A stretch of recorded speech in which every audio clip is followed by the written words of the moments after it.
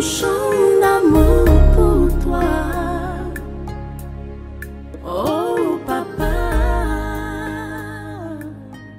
c'est de te louer. Madame, monsieur, bon après-midi. Bienvenue à tous les téléspectateurs de la chaîne LTD Télévision. Nous espérons que vous allez bien.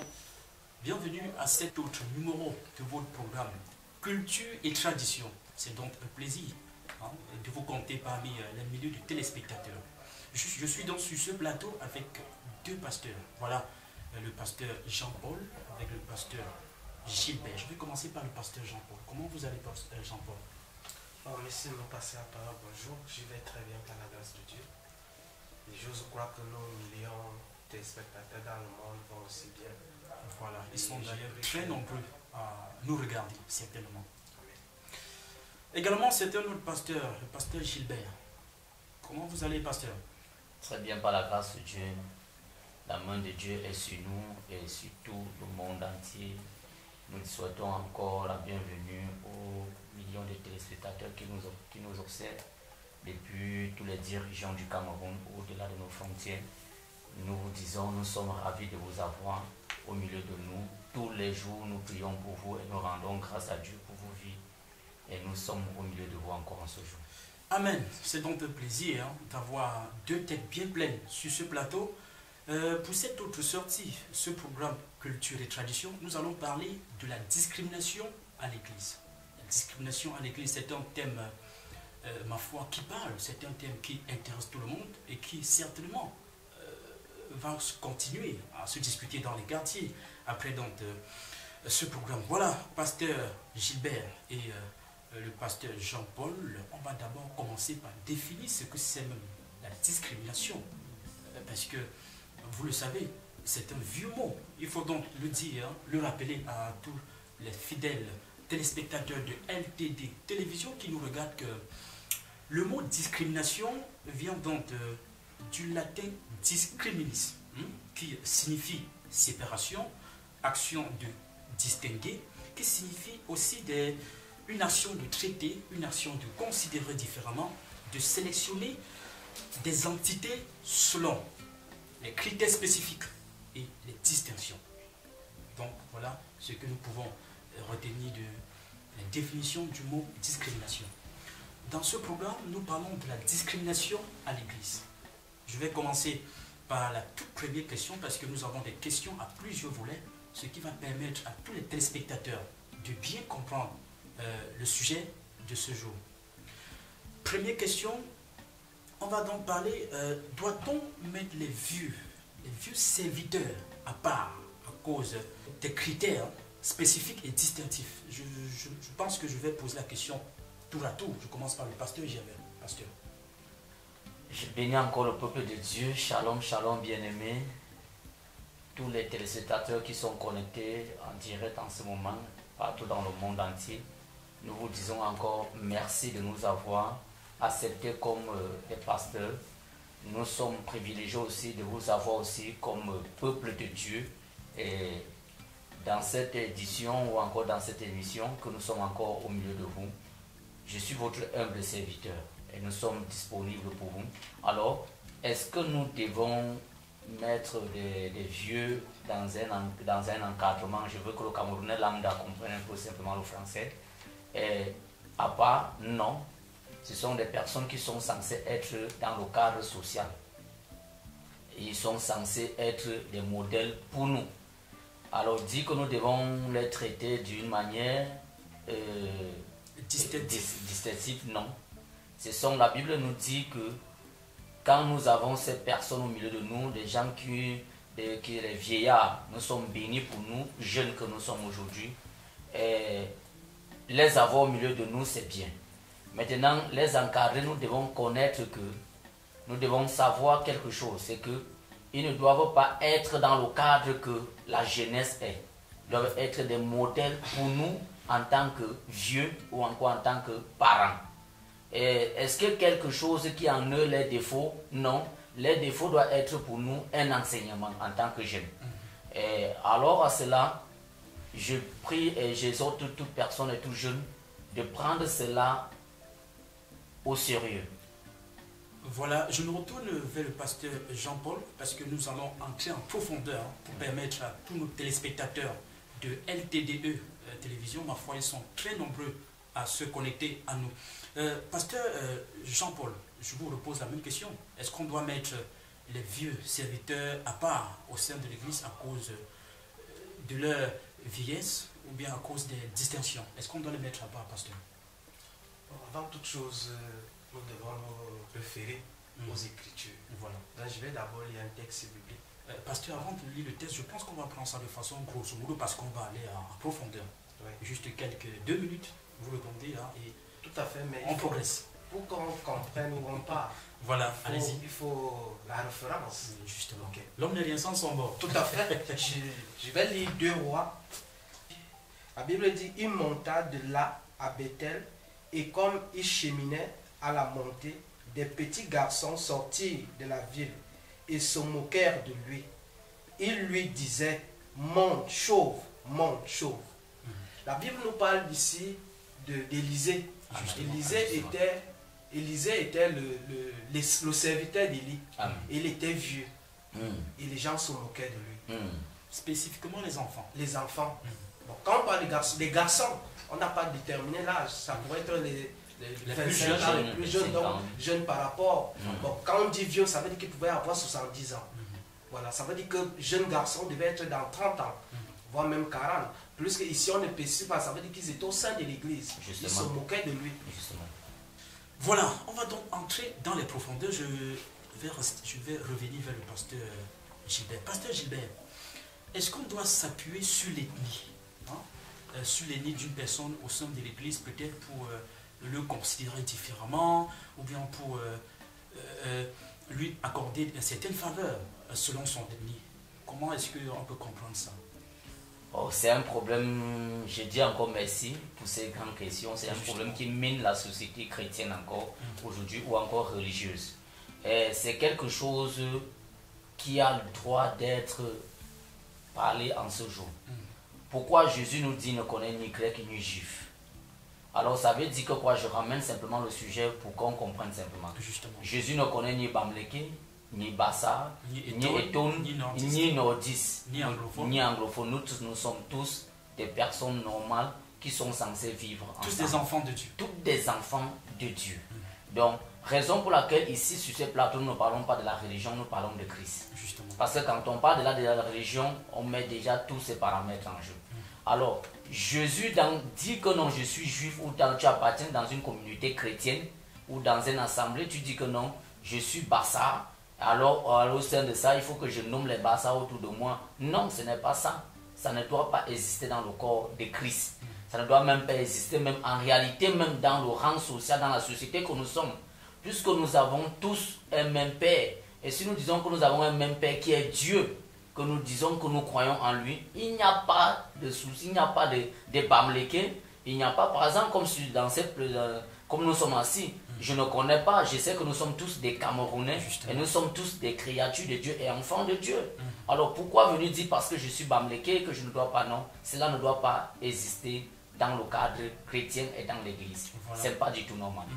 On va dire une fois de plus, bienvenue à tous ces téléspectateurs de LTDE Télévision qui viennent comme ça de se connecter à nous. Comme pour dire en gros, les enfants de Dieu n'ont pas d'ethnie. Les enfants de Dieu n'ont pas de classe sociale. Les enfants de Dieu n'ont pas de... le statut social chez eux ne doit pas être pris en considération. Ils sont tous égaux. Ils sont tous égaux. Voilà. Tout à fait. Je reviens donc vers le pasteur Jean-Pierre. Voilà. Pasteur Jean-Pierre, est-ce que la classe sociale, est-ce que l'état de vieillesse ou bien le genre d'une personne doit être... est-ce que l'emphase doit être mise sur ces critères en ce qui concerne une personne au sein de l'Église? Ok, merci. Soit peut-être pour lui donner des faveurs ou bien pour lui défavoriser. Est-ce que ça doit avoir sa place, pasteur Jean-Pierre? Bon, après, d'abord, je répondrai par la négativité, non. Mais au regard de la réalité, des choses qu'on voit sur le terrain, on est à décrire. Et lorsqu'on les décrit, on se dit que ce n'est pas l'église du Seigneur Jésus. Justement. Pourquoi? Parce que, je t'ai dit tout à l'heure, nous avons une boussole. Yes. Quand tu es en brousse, il te faut une boussole pour te, justement, pour vous repérer. Exactement. C'est aussi, lorsque vous êtes chrétien, il y a une boussole. qui est quoi? La parole de Dieu, qui doit nous guider. Et dès lors qu'on trouve la distinction, il y a un problème. Justement. Il y a un problème. Moi, je me rappelle d'une histoire dans la Bible où les gens étaient en train de donner les offrandes. Une maman s'est levée avec 3 pièces.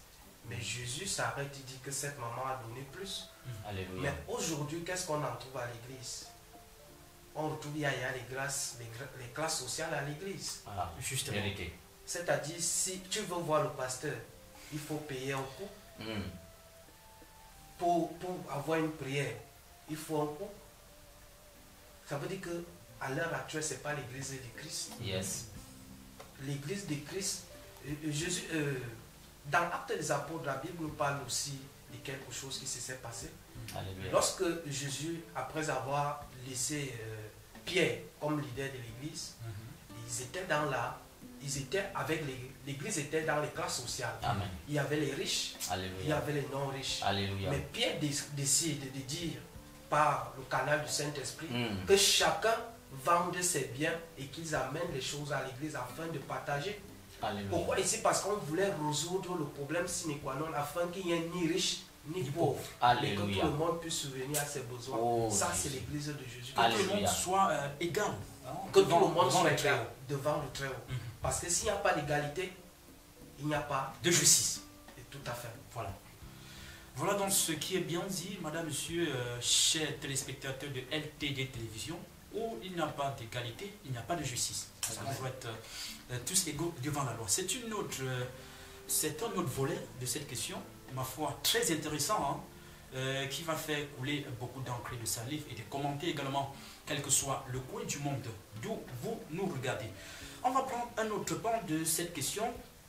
Les jeunes se plaignent, ils se plaignent du gouvernement. Mais qu'est-ce que l'Église prévoit pour l'émancipation et la réinsertion de ces jeunes qui, aujourd'hui, sont donc laissés au dépourvu? La question à celui qui veut bien répondre. À prime abord, je vais donner ma part, ce qui me revient à l'esprit. Justement, parce que nous sommes Amen. tous jeunes sur ce plateau déjà. Non, ok. Il y a une particularité, nous, au sein de la famille de Christ, il ne devait pas y avoir un délaissement. Alléluia. Mais votre question tire beaucoup, est en profondeur et donne plusieurs axes de lecture. Justement. Ici, il y a un problème d'un délaissement, c'est-à-dire les jeunes sont délaissés. Ça veut dire que lorsque les jeunes sont délaissés, la première des choses, le premier rôle ou le premier acteur majeur, c'est l'Église. Alléluia. C'est l'Église. Avant d'interroger le gouvernement, qu'est-ce que l'Église fait? Alléluia. Ne nous distrayons pas. L'Église est d'abord sociale. Alléluia. Justement, si l'aspect social quitte l'Église, il n'y a plus d'Église. Parce que Dieu est là pour les plus pauvres, pour les pauvres et pour les grands pécheurs. Non, il n'est pas là pour les pauvres. Il n'est non plus pour les grands pécheurs. Il n'y a pas de petits péchés. Alléluia. Ça veut dire quoi? Ça veut dire concrètement, Jésus-Christ est venu pour donner la vie à toute personne qui a besoin. Alléluia. Que tu sois milliardaire, que tu sois pauvre. Il ne regarde pas au bien matériel. Et alléluia. Il regarde au cœur, Alléluia. à ta façon d'être. Parce que si il faut regarder l'argent, il y a un pauvre qui interroge Jésus, que je fais ci, je fais ça. Mais Jésus va lui dire, si tu abandonnes ta richesse, alors ça sera agréable à Dieu. Mais il n'a pas pu abandonner ses richesses. Mais il y a quelqu'un d'autre qui voulait entrer dans le royaume des cieux, mais étant pauvre, mais brigand. Jésus l'a donné la vie. Je parle du brigand à la croix. Voilà. Mais qu'est-ce que je voudrais faire comprendre à nos milliards de téléspectateurs de LTD Télévision? Il faut comprendre une chose, quel est le rôle fondamental que l'Église doit jouer dans l'émancipation de la jeunesse. L'Église, ce que nous appelons l'Église, c'est moi, c'est toi. L'Église, c'est toi, c'est moi. Mais maintenant, donc, je vais parler donc de l'Assemblée. De l'Assemblée ou le corps du Christ. Qu'est-ce que le corps du Christ doit effectivement faire? Le corps du Christ, quand on parle d'Assemblée, c'est une école. Voilà. C'est une école de savoir, c'est-à-dire quelqu'un sort non-aime, comme on dit, il n'a pas de nom, mais tu l'es Dieu. Tu l'envoies à l'école. C'est pour cela qu'on voit certains, je ne vais pas dire grands ministères, les ministères qui ont compris la cadence où Jésus nous amène. ont des écoles. Alléluia. Justement. Nous portons critique, nous pentecôtistes, entre guillemets, on porte critique à d'autres obédiences qui ont des écoles qui sont en train de former. Alléluia. Mais ils forment. Je ne dis pas ils ont Christ, non. Justement. Mais ils ont mis l'accent sur l'éducation. Alléluia. Parce que le jeune de maintenant, Mm. comment dirais-je, le gouvernement a une expression qu'ils utilisent souvent. Laquelle? La jeunesse est le fer de lance. Alléluia. De la nation. De la nation, ça veut dire Mm. qu'il y a changement. Mm. À un moment donné, c'est le jeune d'aujourd'hui qui deviendra grand.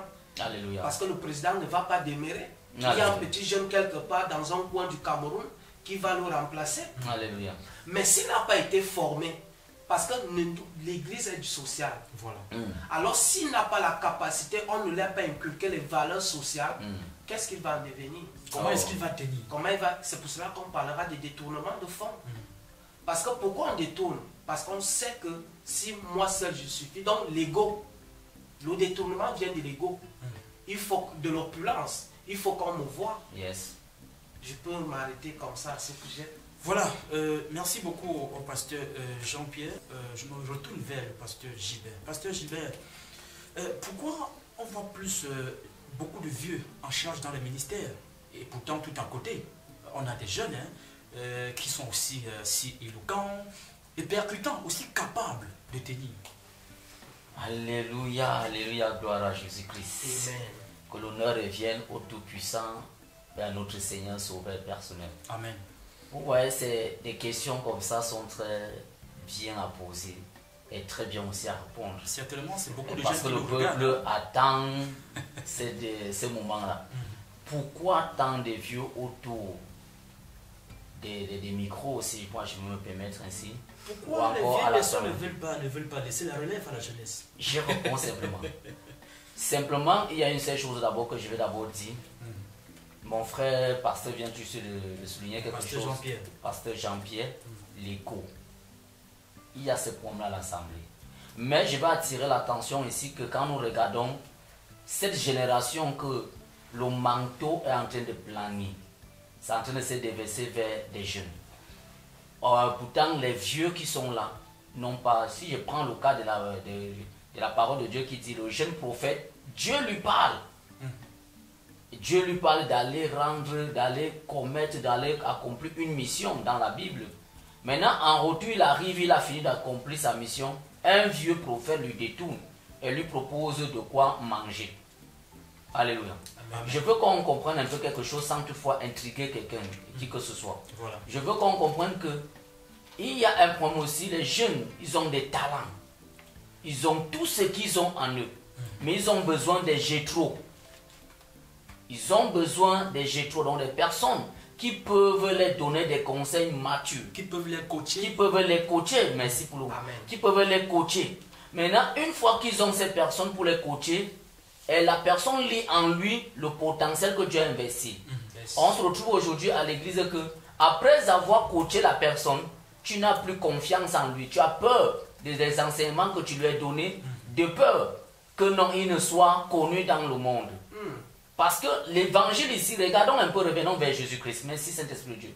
Revenons vers Jésus-Christ. Il y avait la prophétesse Docas, il y avait Jean-Baptiste, il y avait tous ces doyens. Mais pourquoi Jésus vient prendre le relais à partir de 33 ans? Est-ce qu'il n'y avait pas de vieux prophètes? Ils avaient. Mais je veux qu'on sache ici quelque chose que si les vieux, pourquoi cela existe? Parce que les vieux ne veulent pas reconnaître aussi la grâce dans la vie des enfants qu'ils ont élevés.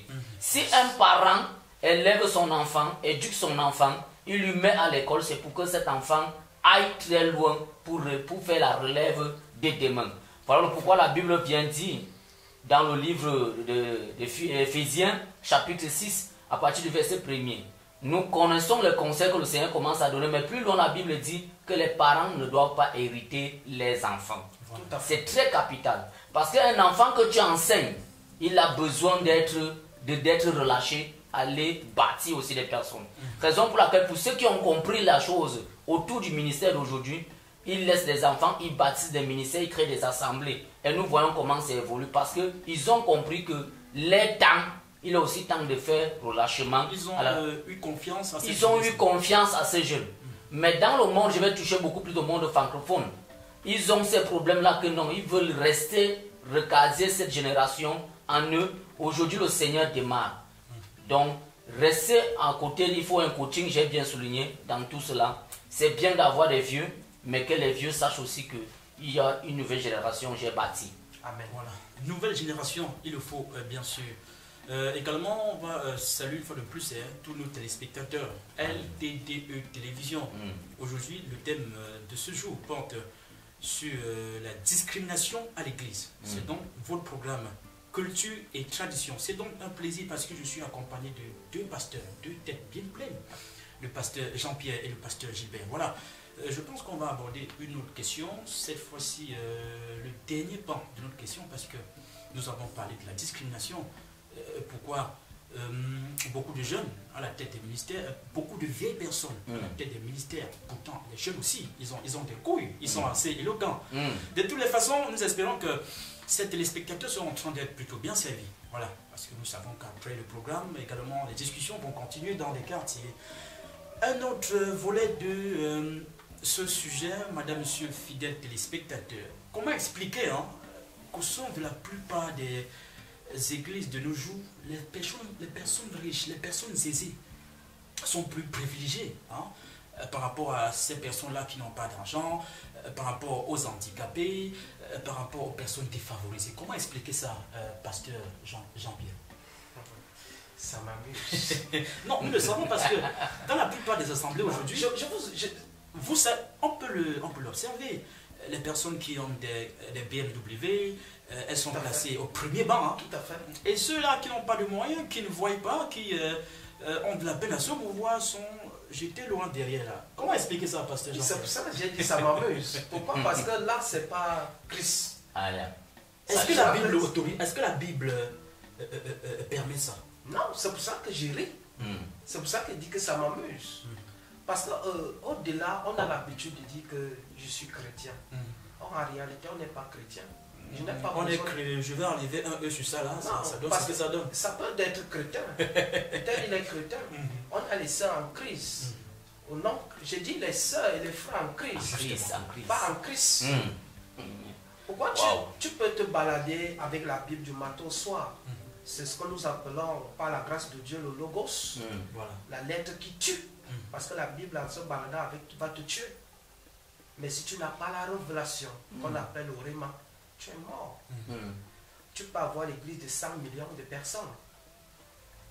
C'est ce genre de choses qu'on retrouve dans nos assemblées. Pourquoi on retrouve ça? Le match vu. Le match vu. Le président était dans mon église aujourd'hui. Tu as vu où il était assis? Parce qu'à ce moment-là, qu'est-ce qu'on est en train de faire? C'est le culte de la personnalité. Justement. Le culte de l'argent, le culte du gain. Oui, le culte du gain de personnalité, ça veut dire que c'est l'homme qu'on m'apprime. Parce qu'on attend quelque chose. Or, en réalité, si nous revenons en arrière, qu'est-ce que la Bible nous dit? Justement, les paroles bibliques, qu'est-ce qu'elles disent aujourd'hui, par rapport à ce sujet? Lorsqu'un président voyait, par exemple, un prophète venir, il avait peur.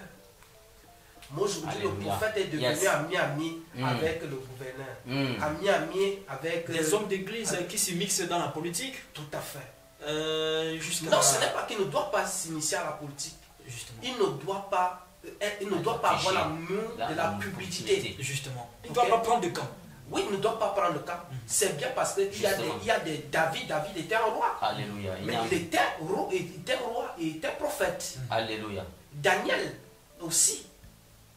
Donc, tu peux faire la politique. En tant que serviteur de Dieu, tu peux faire la politique. C'est même bien de faire la politique pour mieux manager. Alléluia. Pour apporter ce que Dieu, la divinité, la face de la divinité dans le gouvernement. Parce qu'un philosophe a défini la politique comme l'art de bien gérer la société.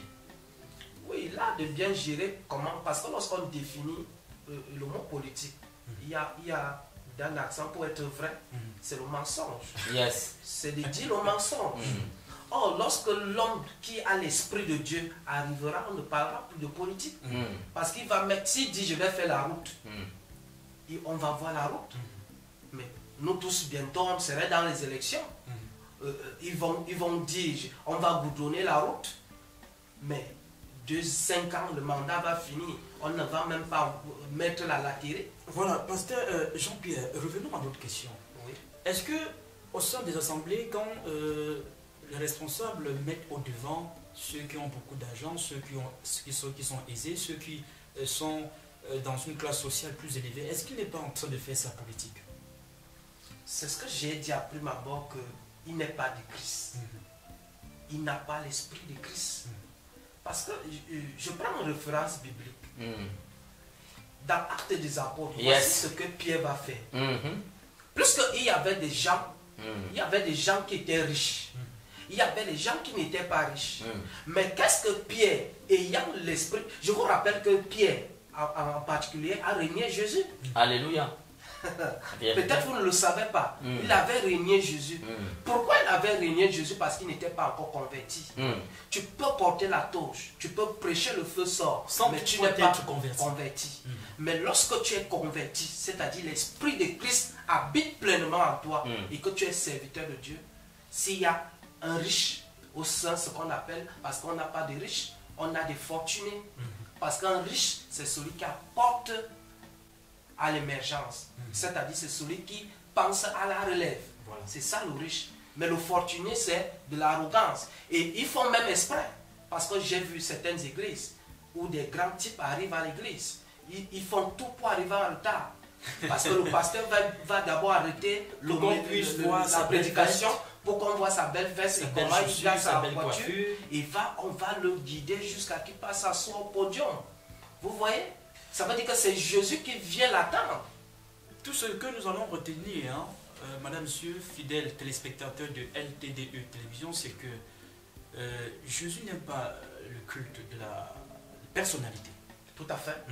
Je m'en vais donner la parole au pasteur Gilbert, qu'il puisse nous dire, est-ce que le fait que les personnes défavorisées, le fait qu'ils soient délaissés, qu'ils soient même défavorisés au sein de certaines assemblées, comment est-ce que ça ne nous apporte pas des frustrations, pasteur Gilbert? Ils vont se dire que Dieu c'est pour les riches. Justement, mon frère, c'est très important ce que nous sommes en train de faire aujourd'hui. Ça aura des fruits par la grâce de Dieu. Amen. Et je sais que quelqu'un serait béni. Yes. Alors, vous avez des enfants chez vous. J'aime toujours parler de Dieu dans le cadre, parce que Jésus nous dit que la nature vous enseigne. Regardez un peu, vous avez 5 enfants à la maison, vous encadrez ceux qui vous donnent plus de résultats. Et vous négligez celui qui donne moins de résultats à la maison. Par exemple, lui il est uniquement pour balayer, l'autre lui il a eu le bac, il a ceci, il a la licence, et tu te fies à lui. Ça c'est ça l'église. Celui qui balaye la maison, qui nettoie, comment il va se sentir? Parce que chaque fois tu auras toujours tendance à causer avec celui qui a bien étudié, et celui-là serait peut-être dans la cuisine. Qu'est-ce que je vais par là dire ici? Alors dans les églises que nous sommes, ou en tant qu'église que nous sommes, ou les assemblées que nous sommes, qu'on a aujourd'hui en notre temps, cela est anormal, bien aimé. Jésus, si c'est Christ que nous suivons, j'ai l'habitude de dire ça, que quand Christ te convainc, ou alors tu as reçu le Seigneur Jésus-Christ, la première des choses qu'il fait, il te dépouille la mentalité et l'ego. Amen. Il te dépouille d'abord de ça. Que tu sois milliardaire, que tu sois riche, comment Jésus-Christ était le plus grand milliardaire? Posons-nous des questions là où cet homme est né. Dans Ésaïe 53, regarde quelqu'un qui laisse tous les milliards au trône de son père, il vient ici.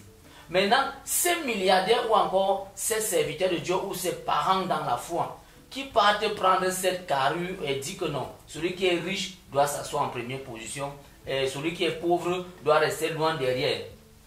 Le pauvre m'apporte quoi? Dans l'édification du corps de Christ, c'est ce qui peut-être ils peuvent se dire. Mais sinon, le pauvre est plus, même celui même qui est délaissé là, est plus qualifié devant Dieu que celui qui a l'argent. Justement. Parce que la Bible me rassure une seule chose. Il serait difficile pour le riche d'entrer dans le royaume des cieux. Voilà. Mais il serait plus facile pour un chameau d'entrer. Est-ce que vous êtes déjà placé à côté du chameau? L'odeur du chameau est différente du cheval. Parce qu'on l'encadre, mais le chameau, lui, il est toujours délaissé. Voilà. Et raison pour laquelle Jésus vient parler ces paraboles. Il prend simplement la chose très simple. Et quand on revient dans le cadre de Lazare, Lazare était pauvre. Mais le nom de Lazare est écrit dans la Bible aujourd'hui avec le pauvre, avec le riche. Justement. Et où se trouve le riche? En enfer. Alors, je ne souhaite pas que le riche, ou je ne suis pas en train de dire cela, que le riche mérite l'enfer et n'ira pas au royaume des cieux. Mais un riche qui est riche financièrement, selon notre cadre quotidien, La véritable richesse n'est pas financière. c'est là, justement, c'est là où je vais en venir. Ce qu'on parle ici de la richesse qu'on attend, c'est que celui-là qui a la BMW, et les grosses voitures, les grosses maisons, qu'il soit pauvre en esprit. Amen. Voilà pourquoi le Seigneur vient dire heureux les pauvres en esprit. Alors, raison pour laquelle qu'il soit pauvre en esprit, qu'il enlève son background et son rang social en tant que directeur de ceci, qu'il s'assoie aussi dans le peuple. Parce que Jésus étant roi, s'est assis au milieu des personnes qui n'avaient rien. Culture et tradition, c'est donc cet autre numéro, madame, monsieur, fidèle téléspectateur de LTDE Télévision. C'est donc un plaisir. Hein. Je suis donc là en compagnie de deux pasteurs qui, j'ai l'habitude de le dire, c'est deux têtes bien pleines. Voilà, qui expliquent de façon claire ce thème choisi aujourd'hui. C'était donc la discrimination à l'église. Voilà, on a donc retenu beaucoup de choses. Hein. La parole de Dieu ne discrimine pas, la parole de Dieu ne connaît pas les riches, elle ne connaît pas les pauvres, elle ne connaît pas celui qui est aisé. La parole de Dieu prend tous les enfants, quel que soit le signe distinctif, comme les enfants de Dieu. C'est le plus important à retenir en cet après-midi. Voilà. Voilà donc ce qui est bien dit. Je pense que le temps est parti au programme. Ne tire pas la gorge. Je pense qu'on va passer au mot de fin. Je vais commencer par le pasteur Jean-Pierre. Votre mot de fin, pasteur. Mon mot de fin, ça serait tout juste une petite exhortation. J'ai parlé tout à l'heure par la grâce de Dieu de la conversion. Et j'attire tout juste l'alarme à mes confrères pasteurs qui ont des églises, des évêques, des archevêques à se convertir. Parce que dans ton église, il y aura bel et bien les milliardaires, mais il faut éduquer le milliardaire selon le Seigneur.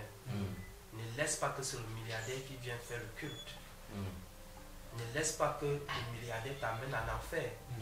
Pourquoi? Parce que si le culte est à 10 heures, le culte doit être à 10 heures. S'il vient en retard, je ne dis pas qu'il ne doit pas avoir une place. Parce que même au royaume des cieux, il y a des places. Pour tout le monde. Oui, pour tout le monde. Et numéroté.